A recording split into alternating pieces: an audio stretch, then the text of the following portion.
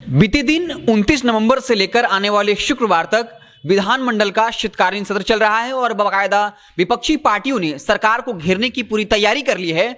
और आज जब सत्र चल रहा था तब नेता प्रतिपक्ष तेजस्वी यादव ने सरकार को निशाने पर लिया और कहा कि सीएजी ने बाकायदा ये कहा है कि 2 लाख करोड़ का हिसाब किताब सरकार नहीं दे पा रही है। अगर नीतीश कुमार ये दावा करते हैं कि वो शासन बाबू हैं, उनके राज में भ्रष्टाचार नहीं होता है, तो फिर सरकार 2 लाख करोड़ रुपए का हिसाब किताब क्यों नहीं दे पा रही है। आपको बता दें कि सीएजी लगातार वक्त वक्त पर सरकार के भ्रष्टाचार को उजागर कर रही है। पिछले ही दिनों यह खबर आई थी कि कैसे बिहार सरकार ने दलित छात्रवृत्ति के हजारों करोड़ रुपए की हेराफेरी करी है और बाकायदा एक पोर्टल का बहाना बनाकर जो दलित छात्रवृत्ति थी वो हजारों करोड़ कहीं और ट्रांसफर किए गए और जहां जहां जिस विभाग में ट्रांसफर किए गए वहां पर घोटाले हुए हैं। आपको बता दें कि पिछले ही महीनों सीएजी ने बाकायदा एक रिपोर्ट दिया था कि बुडको यानी शहरी आधारभूत संरचना विकास निगम, जिसकी जो आधारशिला है खुद नीतीश कुमार ने रखी थी, उसने 13 अरब का घोटाला किया है।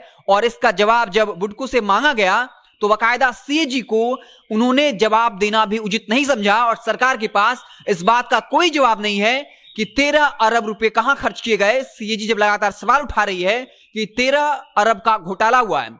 इसके बाद बता दें कि सीएजी ने यह भी कहा था कि वर्दी और भर्ती घोटाला के बाद बॉडीगार्ड घोटाला भी हुआ है। आपको बता दें कि जब आरटीआई के जरिए यह पता चला कि सीएजी ने यह साबित कर दिया, यह खुलासा किया कि सरकार को 100 करोड़ का चूना लगाया गया है और वो भी ऐसे लोगों को बॉडीगार्ड दिया गया जो माफिया किस्म के हैं, जबकि हाई कोर्ट का सख्त आदेश है कि जो लोग सामाजिक सरोकार से जुड़े हैं उन लोगों को सरकार जो है वो सुरक्षा मुहैया करा सकती है।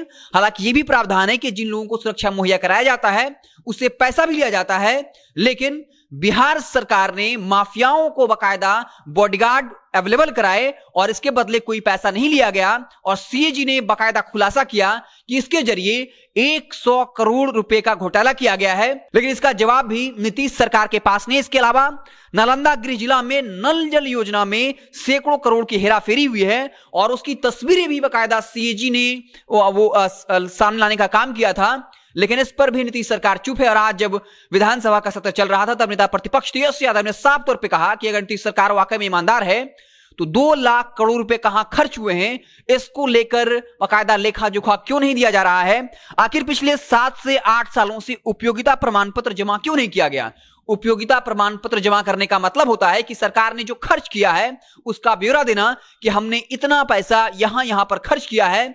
लेकिन पिछले 7 से 8 साल से सरकार ने बाकायदा उपयोगिता प्रमाण पत्र जमा नहीं किया है, जिसको लेकर नेता प्रतिपक्ष तेजस्वी यादव ने सरकार पर निशाना साधा और यह आरोप लगा रहे हैं कि क्या नीतीश सरकार के लिए जो वो कहते हैं वही सही है। क्या इस राज्य में हाईकोर्ट गलत है, इसके अलावा सीएजी की रिपोर्ट गलत है, नीति आयोग गलत है, क्या सिर्फ नीतीश सरकार सही है।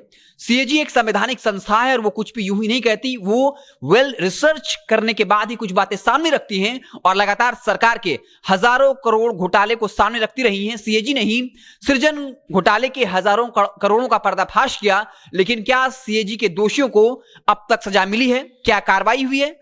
आपको बता दें कि सीएजी लगातार वक्त वक्त पर सरकार द्वारा जो घोटाले हो रहे हैं, जो वित्तीय अनियमितता हो रही है उसको सामने रख रही है, लेकिन सरकार का जो विभाग है वो जवाब देना तक उचित नहीं समझता है। अगर आपने घोटाला नहीं किया है तो आपको जवाब देना चाहिए कि आपने घोटाला कैसे नहीं किया है। लेकिन नीतीश सरकार के जो तमाम विभाग जिस पर भ्रष्टाचार के आरोप लग रहे हैं हजारों करोड़ के, उन तमाम मसलों को लेकर सीएजी को जवाब नहीं दिया जा रहा। इसी मसले को लेकर नेता प्रतिपक्ष तेजस्वी यादव ने सरकार को घेरा है।